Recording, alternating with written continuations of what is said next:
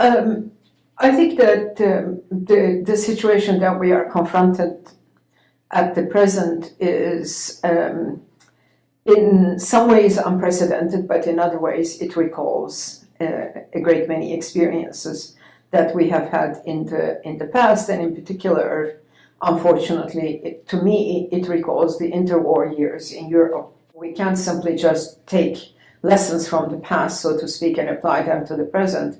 But obviously, in my own work, and this not just in recent years, I mean, for the last 20 years, I have been a scholar dealing also with Hannah Arendt's work. And what is astonishing is the fact that the problem of statelessness, which she herself addressed as a German Jew who was denaturalized and basically rendered stateless by Hitler's regime, that the reflections she formulated under those conditions are still so incredibly relevant.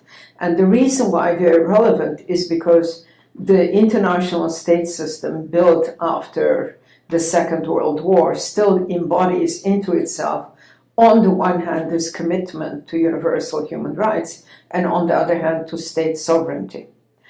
And both in theory and in practice, these dual commitments clash.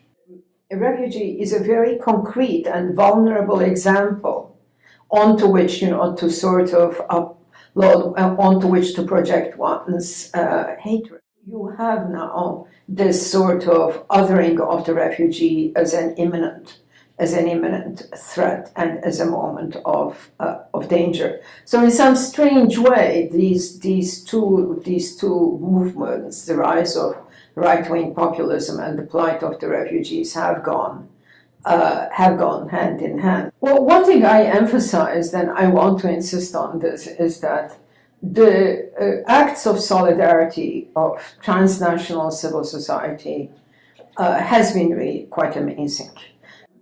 Not only do we have legal treaties and institutions, NGOs, but we also have tremendous amount of ordinary people who have engaged in this cause. And so some segments of the population see the refugees as dangers and as symptoms of everything that they're losing control over. Others see them as individuals, about whom they say, but for the grace of God, go I, right?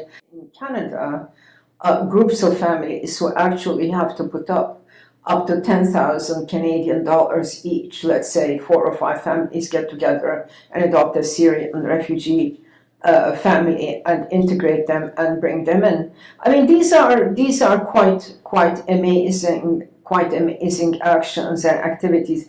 And the main principle that should guide one here is to understand that nothing is more dangerous for vulnerable human beings than to be forgotten and to be left in darkness. And what I mean by being left in darkness is not just that they do not know their fate, but that also sort of the light of the public does not shine on their condition. The more states themselves have entered into these transnational treaties, the more the temptation to escape from them by creating zones of illegality that then become zones of illegality increases. Sometimes I use the metaphor, I say these international human rights treaty to reduce statelessness, the rights of migrants and the rights of children, and non-discrimination against women, the treaty against torture and cruel and unusual punishment. All these treaties, I say, it's like Gulliver's strings, and the states are like Gullivers, okay? But it's just that they're stringing themselves up. But then the temptation increases, to create sort of zones of illegality. The prime example for this, about which, we've all talked, is Guantanamo. But there are some misunderstandings about Guantanamo. I mean, The advantage of Guantanamo is that, of course, the territory still belongs to Cuba. It does not belong to the United States. I would like to say that even a conservative Supreme Court under George W. Bush, in the so-called, I think, Hamdi versus Rumsfeld decision, said basically sovereignty is also functional, not just territorial. If you have a camp that you run with U.S. taxpayers' money, with U.S. personnel under U.S. regulations, de facto you are exercising sovereignty. And if you're exercising sovereignty, the Constitution follows you.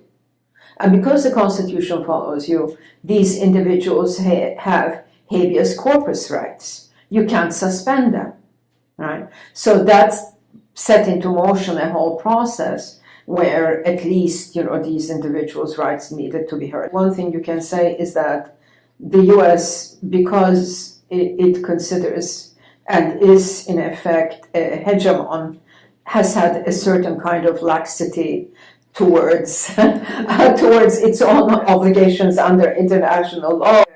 We have a president who doesn't seem to understand what it means to be the president of a constitutional republic.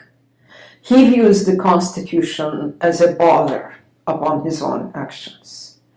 There are simply statements by Donald Trump where, it's clear he wants to rule the country via executive action.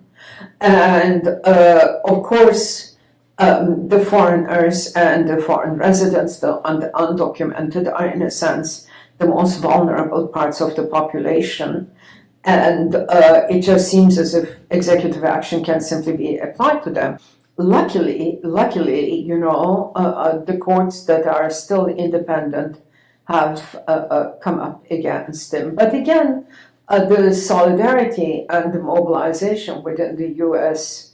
has been quite amazing. I mean, the major airports were flooded with individuals, and the thing that I like best, that so much shows how intertwined people's fates are, is that the taxi drivers in New York City, 80 to 90% of them are immigrants, first or second generation, went on strike in support, of the actions against Trump's decision. But the pattern here to keep in mind is that, again, the vulnerability of the outsider, of the non-citizen, even, Trump, who could not make a distinction between an ordinary tourist and a permanent resident of the United States, that even this distinction was not attended to, shows, again, the same kind of mixture that we've seen in Europe as well.